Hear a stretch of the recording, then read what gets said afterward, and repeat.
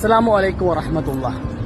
പ്രിയമുള്ളവരെ, നിങ്ങൾ ശ്രദ്ധിച്ചിട്ടുണ്ടോ എന്നറിയില്ല, മദീനയിലെ മസ്ജിദ് നബവിയിലെ റൗള ഷെരീഫിന്റെ, അള്ളാഹിന്റെ പരിശുദ്ധ ഹബീബ് സല്ലല്ലാഹു അലൈഹി വസല്ലമയുടെ റൗള ഷെരീഫിന്റെ മുകളിലുള്ള പച്ചക്കുബ്ബ, സല്ലല്ലാഹു അലൈഹി വസല്ലമയുടെ റൗള ഷെരീഫിന്റെ മുകളിൽ ഒരു പച്ചക്കുബ്ബ എല്ലാവരും കണ്ടിട്ടുണ്ടാവല്ലോ.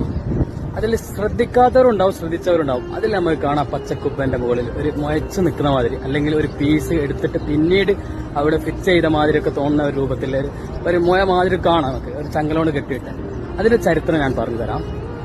പരിശുദ്ധ ഹബീബ് സല്ലല്ലാഹു അലൈഹി വസല്ലമക്ക് കാലശേഷം ആയിഷ ബീവി റളിയല്ലാഹു അൻഹയുടെ കാലത്ത് മദീനയിൽ ഒരു വരൾച്ച ഉണ്ടായി, വെള്ളത്തിന് ക്ഷാമമുണ്ടായി. ആ വെള്ളത്തിന് ക്ഷാമം ഉണ്ടായ സമയത്ത് അന്നത്തെ മദീനയിലുള്ള ആളുകളെല്ലാം ആയിഷ ബീവി റളിയല്ലാഹു അൻഹയുടെ വീട്ടിൽ വന്നിട്ട് കാര്യം പറഞ്ഞു. വെള്ളത്തിന് ക്ഷാമമാണ്, വെള്ളമില്ല, എല്ലാം വരൾച്ചയാണെന്നെല്ലാം പറഞ്ഞു.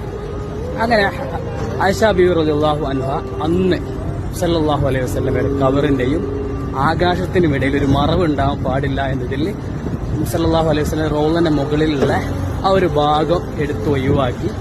ഇന്ന് നമ്മൾ കണ്ടാൽ കാണാം മദീനത്തെ ആ പച്ചക്കുബ്ബന്റെ മുകളിൽ ആ ഒരു ചെറിയ പീസ് പോയ മാതിരി. മദീനയിൽ മഴയ്ക്ക് വേണ്ടി പ്രാർത്ഥിക്കുന്ന സമയങ്ങളിലൊക്കെ ഇടയ്ക്കിടയ്ക്ക് അത് എടുത്ത് അവിടുന്ന് മാറ്റാറുമുണ്ട്. അപ്പോൾ ഇന്നും 14 നൂറ്റാണ്ടുകൾ കഴിഞ്ഞിട്ടും ആ പച്ചക്കുബ്ബന്റെ മുകളിൽ എങ്ങനെ നമുക്ക് കാണാം. പച്ചക്കുബ്ബ അന്നില്ല, പക്ഷെ അന്നുള്ളൊരു മറവ് പാടില്ല, ആകാശത്തിനും അള്ളാന്റെ റസൂലിന്റെ ഖബറിനും ഇടയിൽ ഒരു മറവ് പാടില്ല എന്നതിൽ അങ്ങനെ വെച്ചതാണ് കേട്ടോ. മാഷാ അല്ലാഹ്. അപ്പോൾ മദീനയിലൊക്കെ വന്നാൽ ഒന്ന് ശ്രദ്ധിച്ച് നോക്കിയാൽ കാണാം. നമുക്ക് ഫോട്ടോത്തിൽ വീഡിയോ